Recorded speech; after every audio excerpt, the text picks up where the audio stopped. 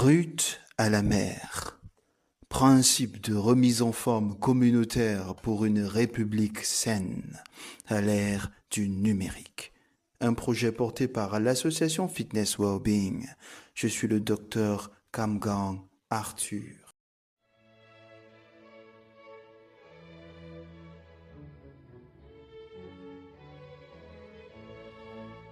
Chronique 4. Médecin malade. En plein lancement du projet fitness à Penka-Michel, un village dans la région de l'Ouest Cameroun, je suis tombé malade, ce qui arrive assez rarement. Cette maladie a commencé avec l'élargissement douloureux des ganglions au niveau de l'aine. Je n'avais jamais eu ce genre de maladie. Au début, je me suis dit que c'était juste un incident et que ça devait s'estomper. Bien au contraire, des courbatures et fièvres se sont ajoutées, me forçant à m'aliter pendant quelques jours. En tant qu'acteur de santé, je me suis posé pas mal de questions, et bien sûr, en m'auto-prescrivant des médicaments comme d'habitude. Mais ça n'allait toujours pas. Julie, ma compagne, prenait soin de moi, comme d'habitude et surtout faisait des recherches sur Internet à ce sujet. 3 jours après, tard dans la nuit, constatant que ça n'allait toujours pas, elle me proposa d'aller à l'hôpital, soupçonnant une maladie sexuellement transmissible ou tout banalement une infection urinaire, m'a-t-elle dit. Mais, observant les traits subtils de dégoût sur son visage, j'ai compris, bien qu'intuitivement, qu'elle avait fait des recherches approfondies et qu'elle soupçonnait, dans une certaine mesure, les premiers symptômes du sida.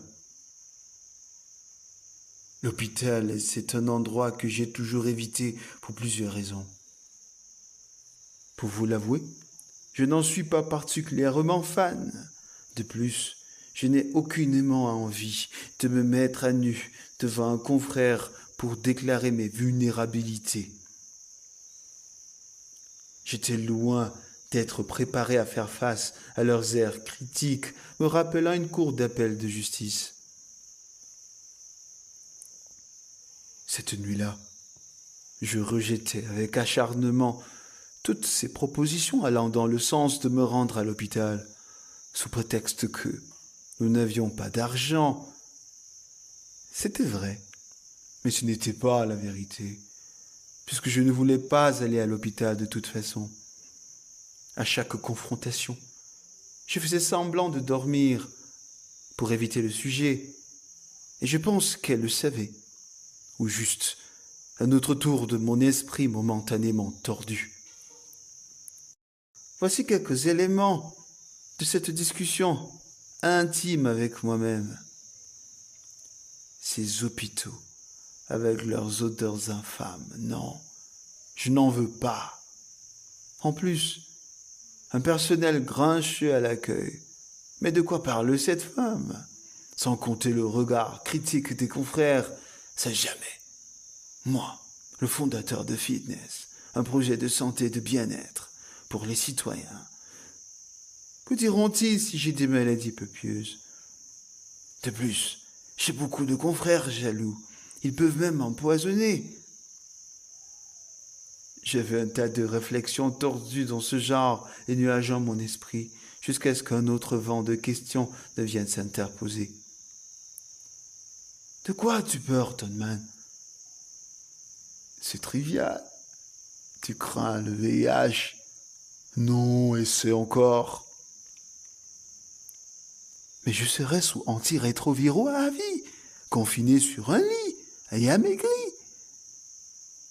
Mais il ne sait pas de quoi il parle, c'est une maladie grave.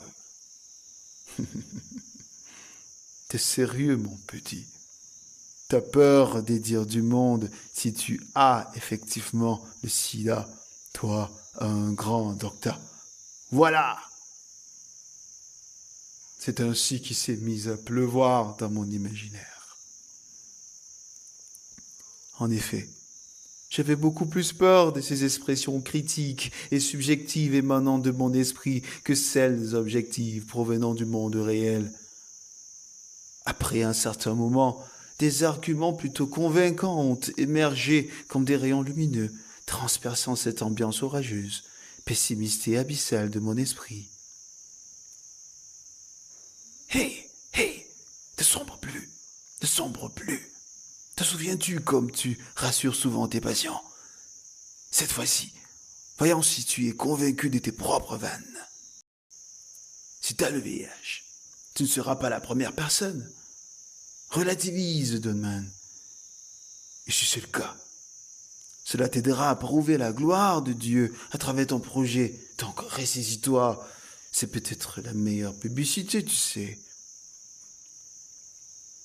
À cet instant, je me suis senti plutôt réconforté. J'ai sifflé à Julie avec beaucoup de résilience que dès le lendemain matin, nous irions à l'hôpital et s'il faille qu'on m'hospitalise, je serai ouvert, comme un livre, face à ces gens. Étonnamment, l'air d'inquiétude sévissant sur son visage depuis un certain moment déjà s'est mis à disparaître, laissant place à une mine beaucoup plus apaisante. Heureusement, la mienne aussi, par mimétisme peut-être, et je me suis véritablement endormi.